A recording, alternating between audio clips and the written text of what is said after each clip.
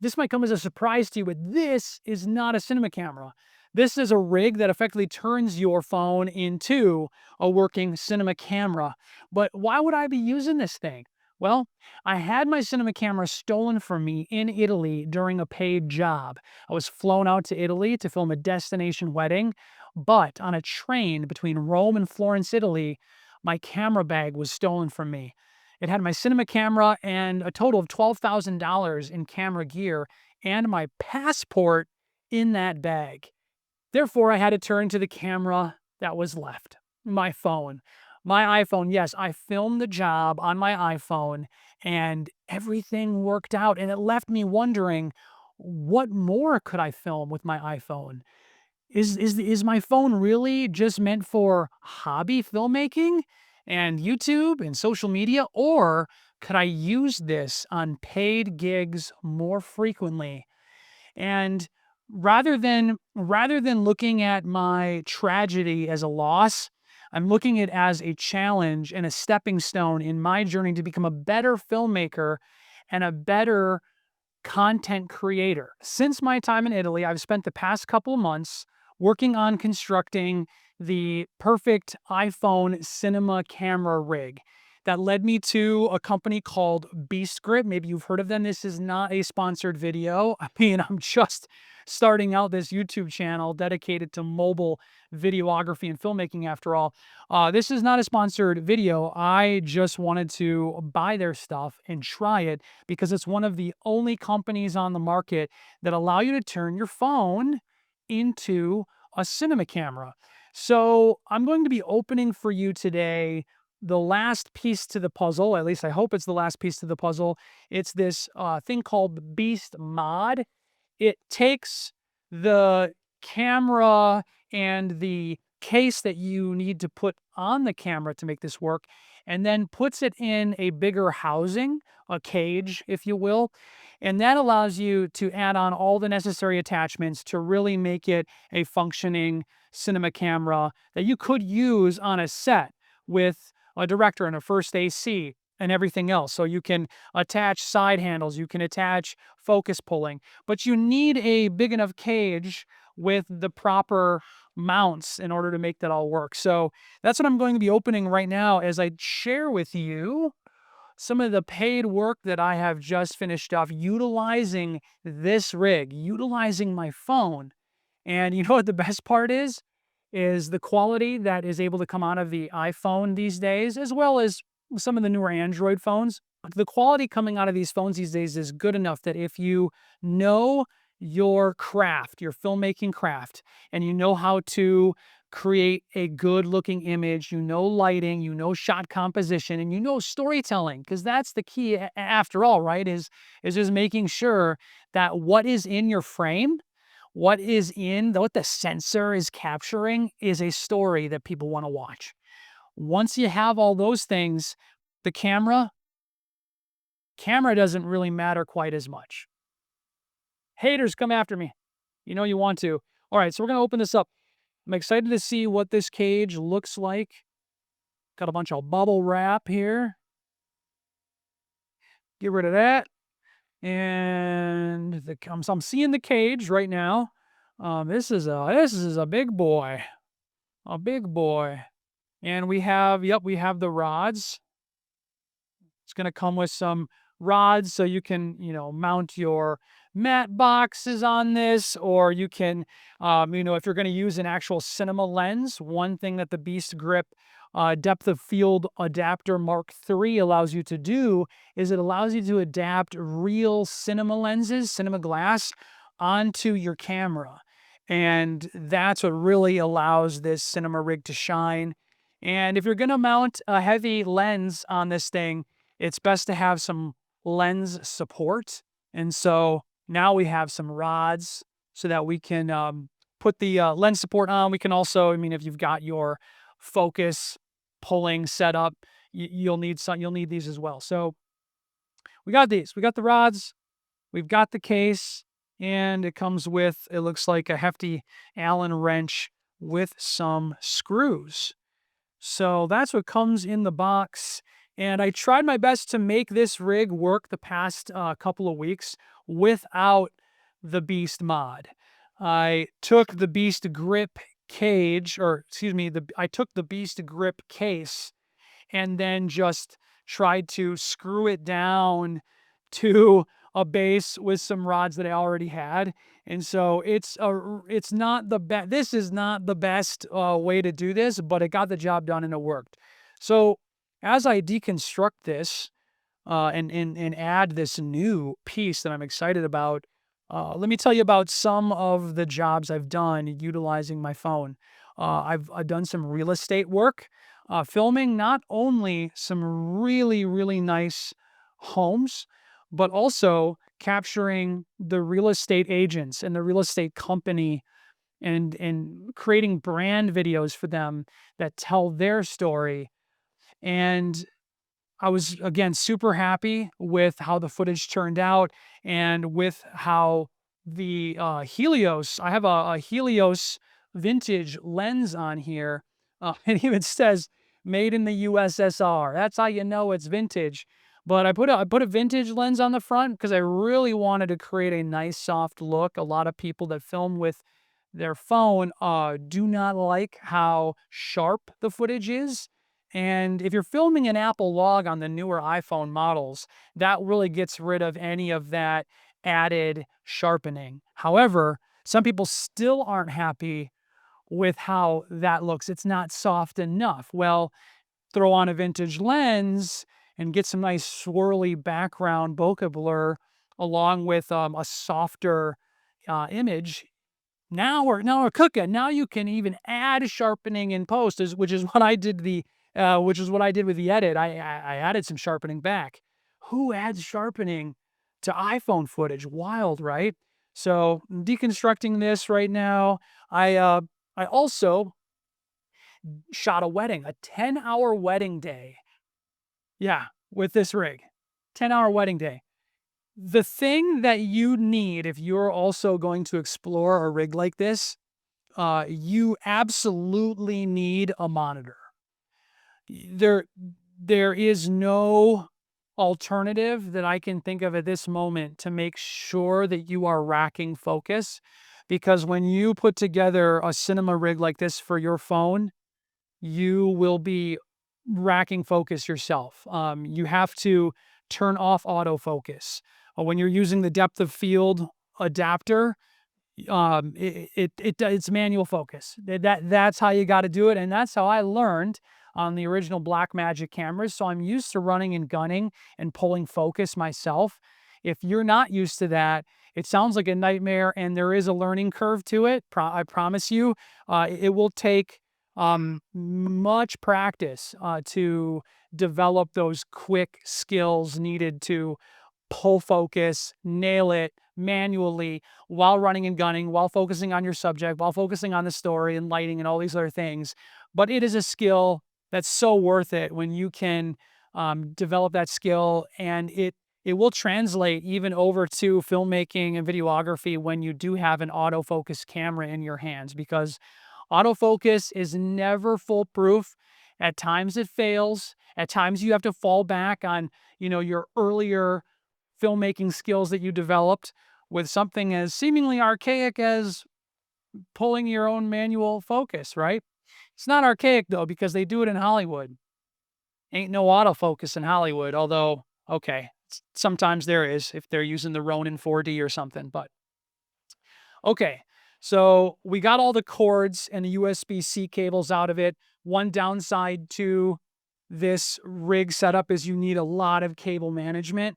The USB-C cables, I mean, you need a USB-C cable to run power from your V-mount battery into the USB-C media hub. And then you need to run, from your audio receiver USB-C into the media hub. You need to run your USB-C cord from your phone into the media hub, and then the HDMI cord from the media hub into your monitor. I'm not sure if I finished up talking about why the monitor was so important, but for whatever reason, when using the Blackmagic camera app, which is what I use currently right now with this setup, when using the Blackmagic camera app, the focus peaking is not working properly. It just isn't. It almost seems like the conditions have to be perfect, lighting wise, exposure wise, in order for you to see the red peaking lines. So it's almost impossible to know that how you have proper focus. So you need to pick yourself up a monitor that has the focus peaking feature in it. And not every monitor comes with that. You get what you pay for when it comes to monitors. And boy, did I get what I paid for with this one. The small HD Indy 7 monitor. I got this thing. This is an older model. I got this thing when I first started like 6 years ago, 6 or 7 years ago. It is super bright, like 1,000 nits of brightness. I can see this outside in the brightest sun. I have photographers all the time that are shooting gigs with me, whether it be weddings or anything else. When anyone who sees this monitor, they're just blown away, and they're always asking what it is. And it's like, well, this is an older monitor, an older model, but it gets the job done. It's super bright, and there's focus peaking built in. And so I don't have to worry about what the Blackmagic camera app is doing. I I rely on this for getting good focus. So, going to take the monitor off. I'm going to now take the top handle off. So, the 10-hour wedding day went really, really well. I will say, though, that I don't recommend that your phone replace a reliable camera, that be cinema camera or mirrorless camera, if it's the only thing you have and it's uh how do I say this? And if it's the only camera you have and the shoot that you're on is high stakes. I look at a luxury wedding or any wedding really as a pretty high stakes situation. You only get one opportunity to get the shot in many cases, whether it be the bride walking down the aisle, the first kiss, I now pronounce husband and wife, like you name it, the first dances, you can't recreate those. And one thing that I noticed happening to me the day of the wedding was it could have been the speed of my USB-C cables. It could have been a number of reasons that I have to figure out, but there would be times when my my SSD card, because I'm not recording to my phone. Oh no, I have a little clamp here where I can insert like a Samsung T5 SSD or a Samsung SSD. You're recording to an SSD because you might end up, you need like terabytes of space if you're filming an Apple log, ProRes 422. Anyway, so I have plenty of space on my SSD, but the USB-C cables, I don't know if there were times where there was a bottleneck in speed on read and write speeds or what it was, but a recording would just cut off after a minute or after 2 minutes.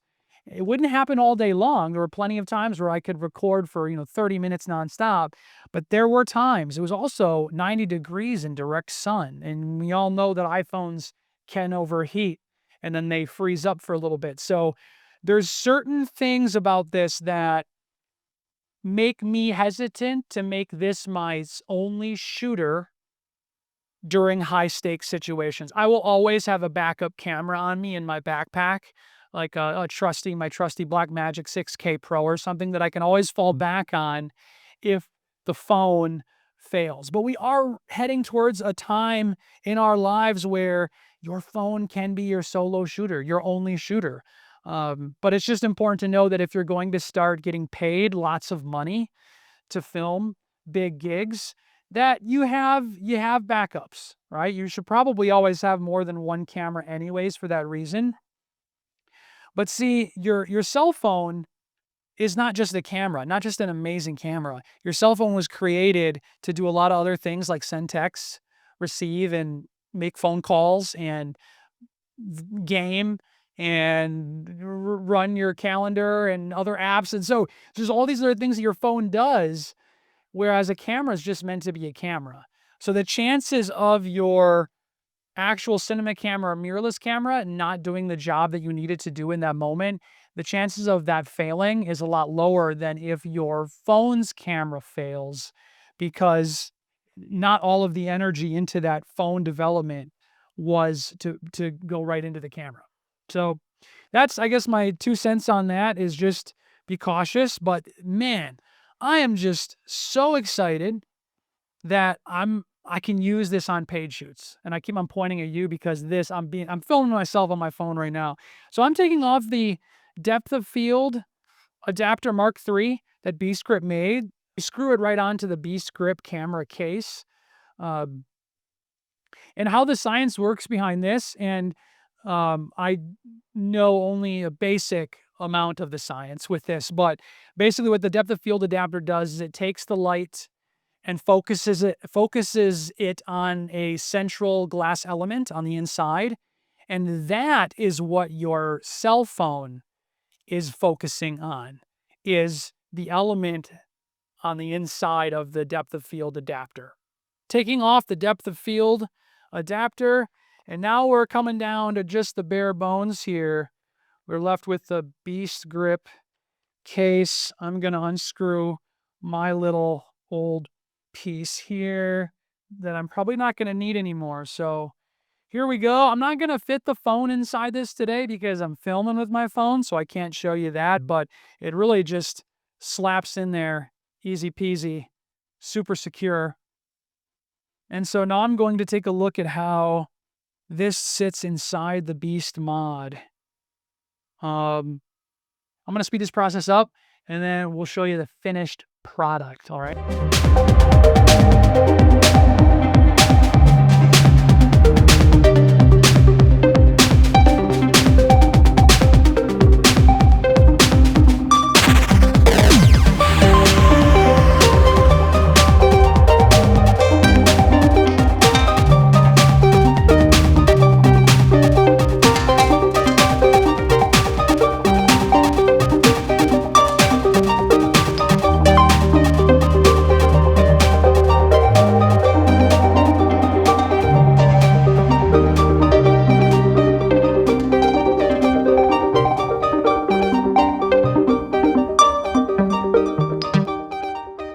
Well, that's frustrating. I'm gonna have to get probably B-Script probably has a proprietary side handle. I have my small rig side handle here, but the way the threads are spaced apart on the side of the Beast mod cage, and I forget how many millimeter thread screws these are. The screws on my small rig handle aren't spaced far enough apart in order to put the double pin in, to put both screws in. So I just have the one screw screwed in, and I suppose I could just remove this second one altogether. But if that happens, there's going to be some wibbly and wobbly stuff happening within just, minutes or hours of use and holding onto the side handle. You definitely want both screws screwed in, but at least I can temporarily see, how this would work. And this is already feeling so much better. I love having the side handle, not just the top handle. And this reminds me of the days of the old school Blackmagic cameras when you would try to rig them. They were so heavy on the one side of the camera. They were, a wider camera, but super left heavy. And so you'd have to have the handle to the left of center in order to be properly balanced. So with the phone rig and how this is set up, you have the lens and the depth of field adapter, which adds some weight. You have that on the left side of your phone because that's where your camera sensor is. And so everything ends up being super heavy to the left. And that's okay. I'm used to that. So anyway, here's what the frame looks like. And then I will have to go in, add my phone, and add the USB-C hub. And one thing that this Beast mod cage does not have that I wish it did is it doesn't have built-in hot or cold shoe mounts. So I'll have to add those myself if I want them. That's how I have the Condor Blue USB-C media hub attached, is through just a cold shoe mount situation here. I do have on my small rig side handle, I've got the ability to attach this here. I don't know if I like that. I don't think I really like that at all. I think this would be better attached, honestly, probably would be better attached just to the side of the cage like that. So I'll probably figure out a way to make that happen, just attaching it directly to the side and mounting it directly to the side of the cage or the top here.